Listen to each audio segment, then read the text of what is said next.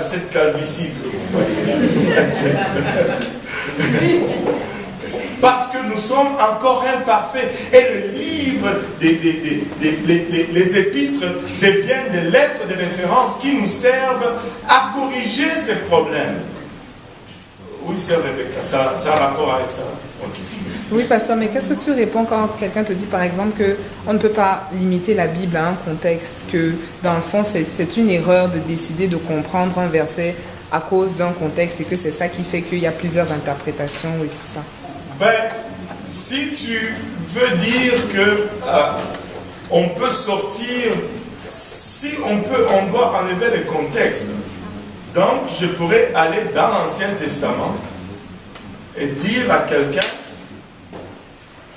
confesse de ta bouche, et il va dire, mais mon sacrifice, ça ne fait aucun sens. Ça ne fait aucun sens. C'est que cet argument signifie, c'est que je ne peux pas dire, par exemple, bon, moi je suis Congolais, les Congolais vont être sauvés de cette façon, moi je suis Camerounais, les Camerounais... Non, ça ce sont des faux contextes. Ça n'a rien à voir. La Bible n'adresse pas les cultures. La Bible adresse la nature. Amen. Et toutes les cultures sont au même niveau devant la Bible. Moi, je dois rejeter mes statuettes, tout comme les laïciens doivent rejeter ses statuettes également. Et nous devons tous venir à Christ de la même façon. Il n'y a pas de contexte qui tienne dans ce cadre. Mais quand tu commences à parler de l'Église, enfin, les problèmes de l'Église sont de l'Église. Tu ne peux pas résoudre les problèmes du monde quand tu résous le problème de l'Église. Amen. C'est impossible. Amen. C'est impossible. Oui.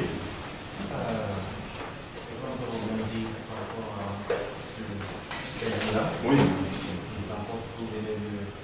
Vous dites que dans Romains, Paul s'adresse aux gens de Rome, à l'église de Rome, aux membres de l'église de Rome. Oui. N'est-ce pas? Et parce qu'ils sont tombés. Moi, je voudrais aller dans un contexte général. Je parle de l'Ancien Testament jusqu'à nous aujourd'hui. Alors, j'ai aimé ce que vous venez de dire, que la Bible, pour tout ça, ça s'adresse à la nature. Ouais. À la nature. Mais je vais continuer à dire, à la nature de qui? À la nature de l'homme. Alors, c'est en ce sens-là où je dis, si on attribue à un contexte les mots de la Bible, pour moi, c'est une erreur. Je m'explique pourquoi. Parce que prenons les gens de l'Ancien Testament, même des gens de Genèse, prenons quelqu'un comme Caïn. Prenons les gens du Nouveau Testament, prenons comme Pierre. Et prenons des gens, nos contemporains, nous aujourd'hui, comme moi c'est Patrice, n'est-ce pas? Alors, ce que Caïn a fait, ou ce que Abel a fait, ce que Pierre a fait, ou ce que Patrice peut faire, ou ce que vous, pasteur, vous pouvez faire. Est-ce que c'est différent? Est-ce que nous nous comportons différemment? Le péché que Caïn a commis, le péché que Pierre a commis, le péché que tous les hommes de l'humanité ont commis, est-ce que nous ne commettons pas les mêmes péchés? Est-ce que nous ne tombons pas de la même manière? C'est pourquoi, moi je pense que la Bible, elle s'adresse à l'homme de l'universel. Il n'y a pas l'homme d'une certaine époque et l'homme d'une autre époque. Et par rapport au baptême, moi je voudrais, si quelqu'un peut lire, pour comprendre comment Paul définit le baptême. Est-ce qu'on peut d'abord adresser, parce que là, on va perdre le fil. Okay. On peut d'abord adresser la question du contexte. Tu dis qu'il ne faut pas contextualiser. Est-ce que c'est que nous, de contemporains d'aujourd'hui, nous devons faire pour être sauvés? Est-ce que c'est la même chose que Caïn et Abel devaient faire pour être sauvés? Exactement. Je dis non. Non, pas du tout. Nous ne sommes pas sous la même alliance. Nous n'apportons pas de brebis qu'un sacrifice. Mais est-ce qu'il y a quelqu'un dans l'Ancien Testament qui a été sauvé par cette alliance-là? il n'y en a pas, n'est-ce pas? Mais oui, il y en a. Voilà. Est-ce qu'il Il y a des gens qui ont été sauvés par l'alliance. C'est une seule personne dans la vie qui a été sauvée parce qu'il a respecté la loi. Est-ce que nous allons être sauvés parce que nous respectons? Quand nous parlons d'abord déjà de tomber, c'est parce que même avec l'alliance, nous avons nos faiblesses. Et ces gens-là, de la même façon que nous respectons l'évangile et nous tombons, nous devons nous relever. Et aussi, de la même façon, ils respectaient leur alliance.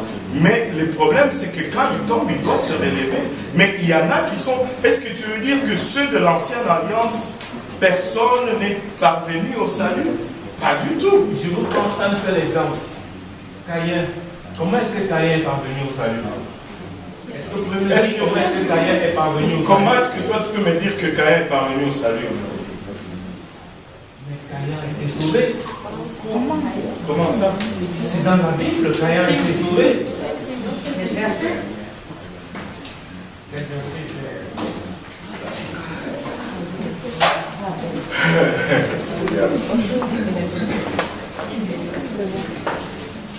Prenez Genèse, chapitre 4, et lisez du verset 9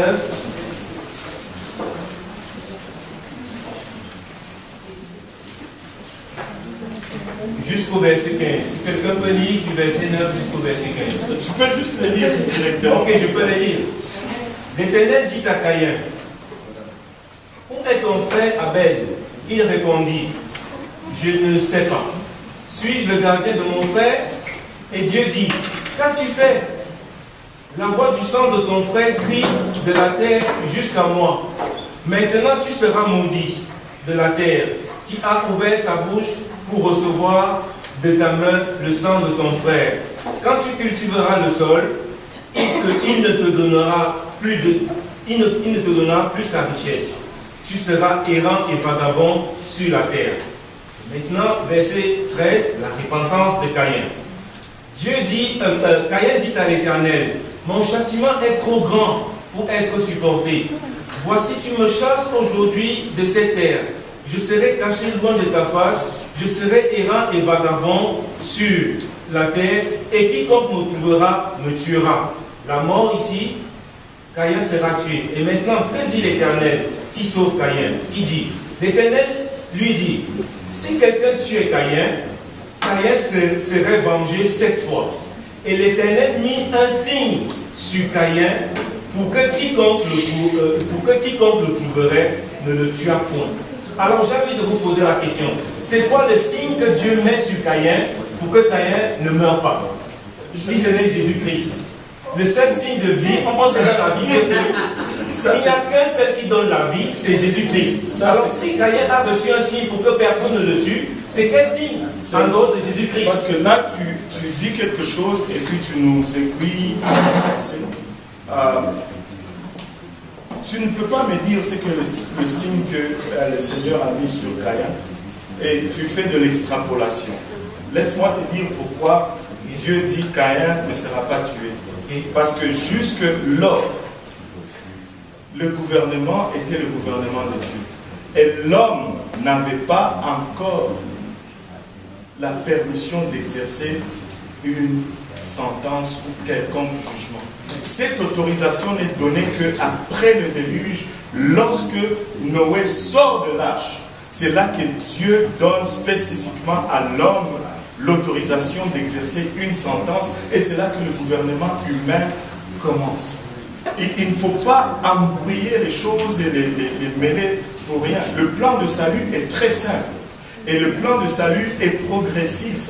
La révélation biblique est progressive, et à chaque temps, il y a quelque chose de particulier dans lequel nous devons marcher, parce que nous sommes à court de révélation.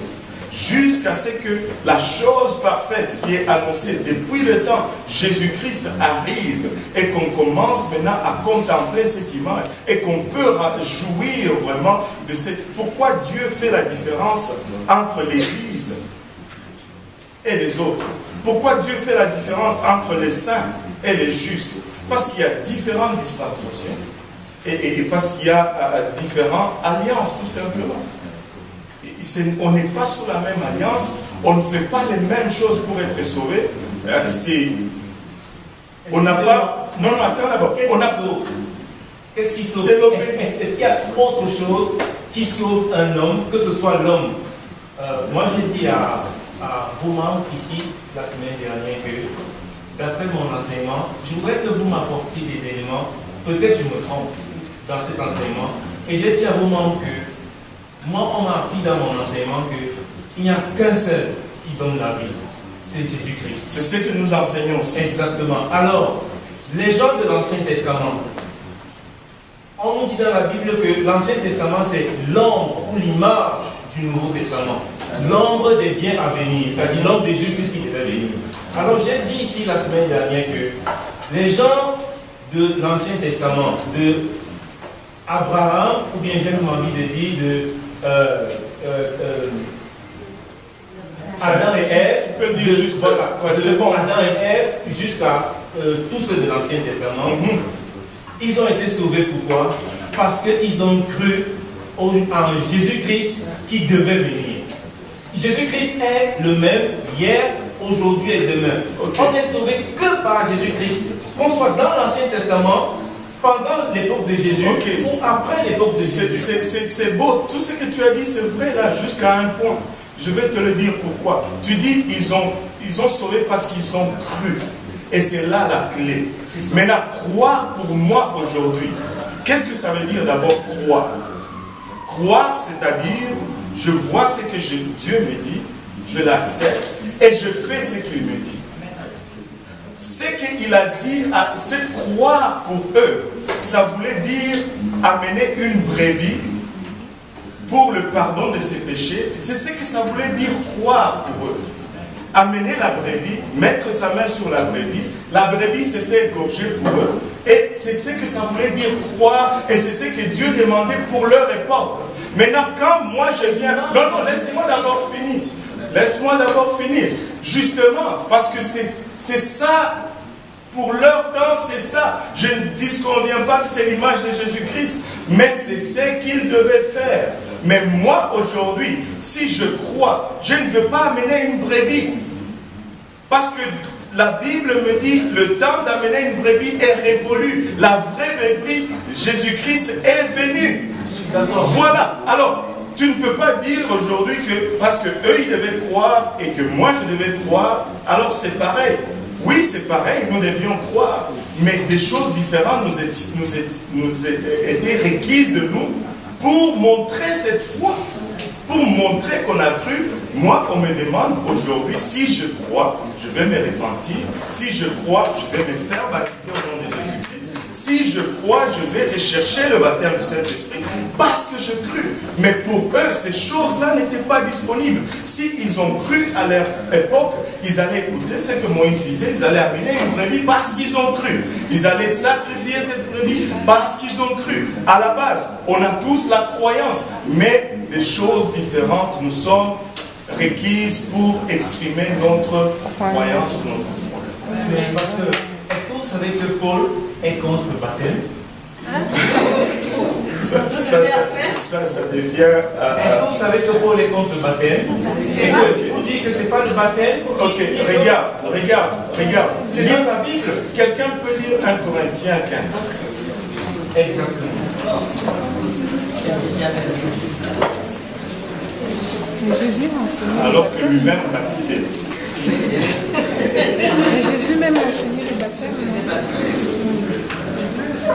1 Corinthiens 15, tu peux le lire à haute voix. Or, mes frères, je vous fais savoir l'évangile que je vous ai annoncé et que vous avez reçu et auquel vous vous tenez ferme et par lequel vous êtes sauvés. Si vous le retenez, en quelle manière je vous l'ai annoncé, à moins que vous n'ayez cru en vain. Car avant toute chose, je vous ai donné ce que j'avais aussi reçu, savoir que Christ est mort pour nos péchés, selon les Écritures, et qu'il a été enseveli, et qu'il est ressuscité le 3e jour, selon les Écritures, et qu'il a été vu de ses faces. Ok, c'est bon. Regarde, il dit, je vous ai annoncé, frères, l'évangile que vous avez reçu, que vous avez cru, dans lequel vous persévérez, si vous le retenez tel que je vous l'ai annoncé. Il dit littéralement, vous êtes sauvés par l'évangile. Exactement. Ben, justement, laisse-moi. Il n'y a pas de baptême, c'est parce que tu ne le vois pas. Laisse-moi aller jusqu'au bout. Maintenant, c'est quoi cet évangile? L'évangile, c'est que Christ est mort, c'est que Christ a été enseveli, c'est que Christ est ressuscité. C'est ça l'évangile. Maintenant, si je crois dans cet évangile, qu'est-ce que je vais faire? Si je crois dans cet évangile, je vais m'identifier à cet évangile. Cet même évangile que Pierre a prêché le jour de la naissance de l'Église. Il a prêché Jésus-Christ mort, il a prêché Jésus-Christ enseveli, il a prêché Jésus-Christ ressuscité. Et quand on lui demande, qu'est-ce que nous allons faire? Parce que quand tu crois, tu fais quelque chose. Nous croyons dans cet évangile. Mais qu'est-ce que nous allons faire? Il leur a dit, répentez-vous. Que chacun de vous soit baptisé au nom de Jésus-Christ pour le pardon de vos péchés et vous recevrez le don du Saint-Esprit. La repentance, c'est notre identification à la mort de Jésus-Christ. Ce n'est pas une coïncidence que dans la réponse de Pierre, il y a aussi 3 éléments. Christ est mort pour moi. Si je veux accepter la mort de Christ pour moi, je vais mourir pour lui. Et je vais me repentir. Je vais m'identifier ainsi à la mort de Christ. Quand je me repens, je meurs dans ma volonté. Christ a été enseveli, je dois être enseveli. Paul nous dit dans le livre de Romains, vous êtes ensevelis par le moyen du baptême. Le baptême, c'est mon ensevelissement. Christ a été enseveli, moi aussi je suis enseveli. C'est comme ça que j'obéis et j'applique l'évangile à ma vie et c'est comme ça que l'évangile me sauve. Maintenant, Christ est ressuscité, moi je reçois le baptême du Saint-Esprit. Ça c'est la résurrection, c'est l'Esprit de Dieu qui vient et qui habite en moi. Ce sont les 3 étapes du salut qui étaient annoncées depuis Moïse dans le tabernacle, l'autel de sacrifice, la cuve des reins et le Saint des Saints et le 3 actes. Écoutez, c'est par ce plan-là qu'on va passer. On doit passer par les eaux du baptême, sinon Jésus-Christ n'allait. Tu sais que Jésus-Christ a fait du baptême obligatoire. Les eaux du baptême aujourd'hui, n'est-ce pas? Ils n'ont pas changé. Les eaux du baptême aujourd'hui, c'est une seule chose. Se baptiser en Jésus-Christ, en termes synonymes, en d'autres termes, c'est accepter l'évangile. Et je vais vous dire. Non. Je vais corriger tout ça, tout de suite, parce que tu ne peux pas te faire baptiser si tu n'acceptes pas l'évangile. L'acceptation de l'évangile, c'est une chose, mais ce n'est pas le baptême. Mon ami, Jésus dit, c'est lui qui croit et qui se fait baptiser. Il ne dit pas, c'est lui qui... Si le baptême était synonyme d'accepter l'évangile, il allait s'arrêter à croire. Ok, est-ce que quelqu'un peut lire dans 1 Corinthiens que vous avez pris, 1 Corinthiens chapitre 1, si quelqu'un peut lire à partir du verset 12 jusqu'au verset 18. Je voudrais que quelqu'un dans la salle lise. Je veux dire que chacun de vous parle ainsi. Moi, je suis de Paul, et moi d'Apollos, et moi de Céphas, et moi de Christ. Qui est-il divisé? Paul a-t-il été crucifié pour vous? Ou est-ce son nom de Paul que vous avez été baptisé?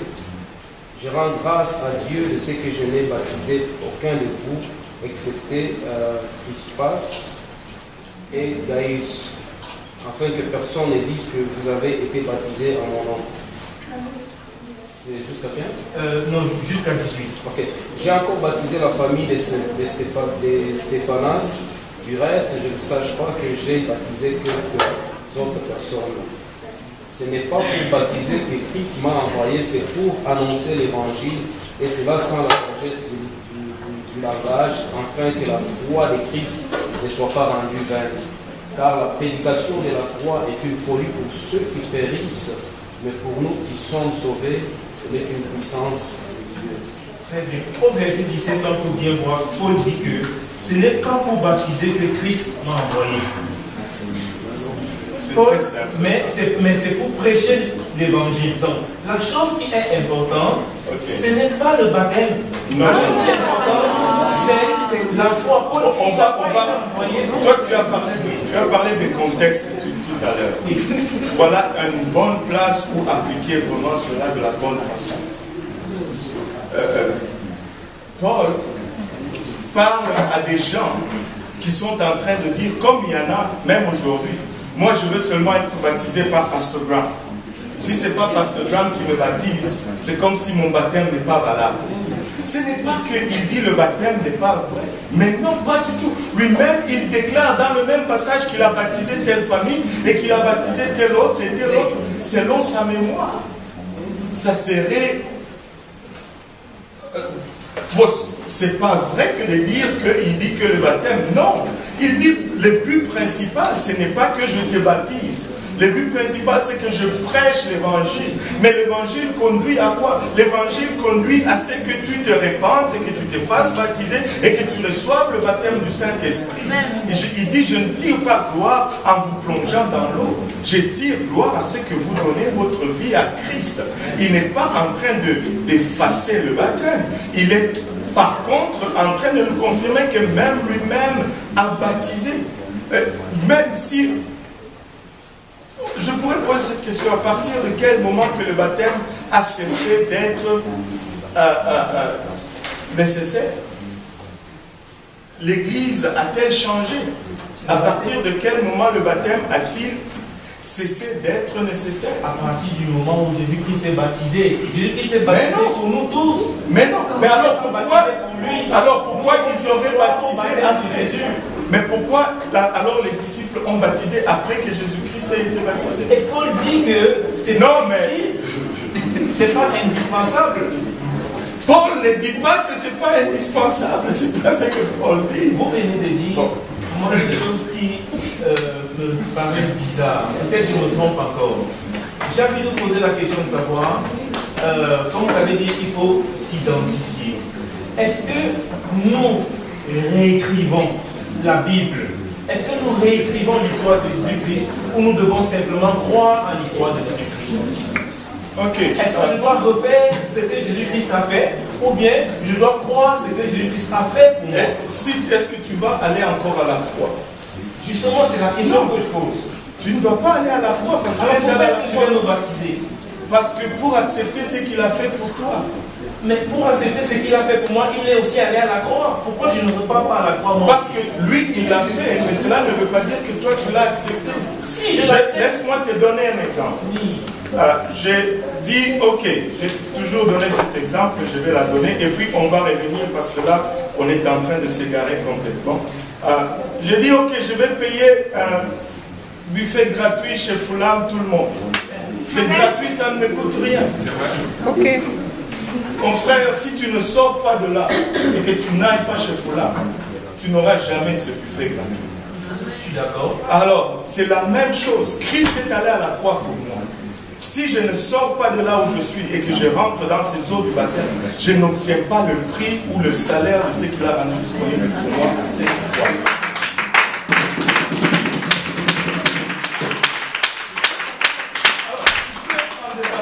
Mais c'est ce que la Bible enseigne. Et enseigner autrement, ce serait justement ce que tu es en train de dire, réécrire la Bible. On ne réécrit pas la Bible, on suit la Bible et on applique la Bible à notre vie. Moi, je vais être sauvé comme Paul a été sauvé. Je vais être sauvé comme Pierre a été sauvé. Je vais être sauvé comme ceux gens qui sont dans la Bible. Quand Paul est venu à Dieu, la première chose qu'Ananias lui a dit, il lui a dit, que tardes-tu? Acte 22, 16. Que tarde-t-il? Lève-toi. Il soit baptisé. Et non. Mais lisez-le, parce que si vous paraphrasez, vous oubliez même la chose la plus importante. Pourquoi est-ce que je dois me faire baptiser? Et maintenant, que tarde. Lève-toi et sois baptisé, purifié de tes péchés en invoquant le nom. Lève-toi et sois baptisé et lavé de tes péchés. Le baptême d'eau, c'est pour laver de mes péchés. Ce n'est pas une option. Jésus n'a jamais... Avec le baptême de l'eau. Oui. Est-ce que c'est ce que la Bible enseigne? Avec quoi lave-t-on le péché? C'est au moyen du baptême d'eau. Acte 2, 28. Prenons Hébreu. Hébreu nous enseigne que rien en dehors du sang ne lave le péché. Mais le sang est appliqué sur toi quand? Mais quand le baptême lave-t-il le péché? Ok, maintenant, le sang est appliqué à quel moment dans ta vie? Le sang? Oui. Le sang est appliqué, mais quand Jésus-Christ a été crucifié. Mais non! Alors toute l'humanité serait sauvée. Est-ce que vous pensez que... Non, je ne veux pas penser, je veux juste voir la Bible. Exactement, selon la Bible. Oui. Pensez-vous que quand Dieu, du haut des cieux, regarde un seul être humain, ou tous les êtres humains ici-bas, est-ce que vous pensez que Dieu, il voit un seul péché en un seul être humain ici-bas? Si tu n'es pas sous le sang de Jésus, oui. Écoutez, tous ont péché. La Bible dit que tous ont péché et sont privés de la gloire de Dieu. Donc Dieu voit le péché en nous tous, à la base. Quand Jésus-Christ est mort sur la croix, et qu'il a versé son sang pour laver les péchés de l'humanité, est-ce qu'il est dit là-dedans que Jésus a lavé les péchés de ceux qui ont cru, ou bien il a lavé les péchés des hommes? Il dit dans Jean chapitre 17, je ne prie pas pour eux seulement, mais pour ceux qui croiront en eux, en moi, à cause de la parole de leur témoignage. Ceux qui croiront et qui seront baptisés seront sauvés. La Bible dit, c'est ce que vous étiez tous, mais vous avez été lavés, vous avez été purifiés, vous avez été sanctifiés en invoquant le nom. Il s'agit de qui? Vous avez été sanctifiés, vous avez été purifiés. C'est les chrétiens. Il s'agit des chrétiens. Ce sont les chrétiens. Ils étaient comment autrefois? Ils étaient des pécheurs. Ils étaient des pécheurs. Ok. Est-ce que ils étaient des pécheurs? Là, vous vous écartez un peu. Revenons à ce que tu as dit. Dieu, quand il regarde la terre, oui. Écoute, s'il ne voit pas le péché, pourquoi il y aurait une condamnation sur l'humanité? Pourquoi il y aurait une condamnation? Oui. Pour ceux qui ne croient pas. La condamnation, c'est pour ceux qui ne croient pas. Alors, justement, c'est bon. Oui, tu n'as pas besoin d'ajouter. Okay. Pour ceux qui ne croient pas. Ok, donc, quand ils regardent ceux qui ne croient pas, est-ce qu'ils voient leur péché, oui ou non? Comment? Quand ils regardent ceux qui ne croient pas, est-ce qu'ils voient leur péché, oui ou non? La Bible dit. Non,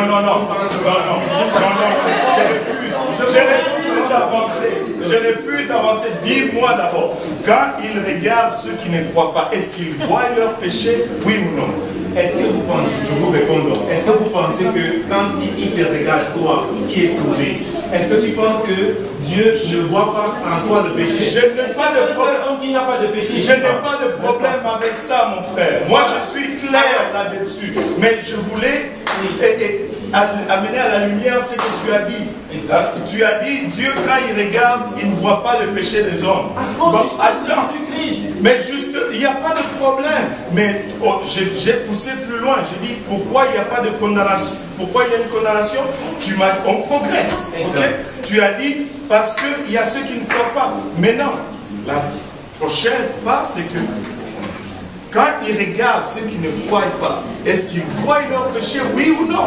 C'est tout simplement ça la question. Naturellement, parce que mais justement, ils voient leur péché. Et qu'est-ce qui fait que... J'arrive au point. Oui. Qu'est-ce qui fait qu'ils voient le péché de ceux qui croient et ils ne voient pas le péché de ceux qui ne croient pas? Parce que ceux qui croient, ils ont fait quelque chose. Non. Oui. Laisse-moi finir. Ils se sont mis sous le sang de Jésus-Christ.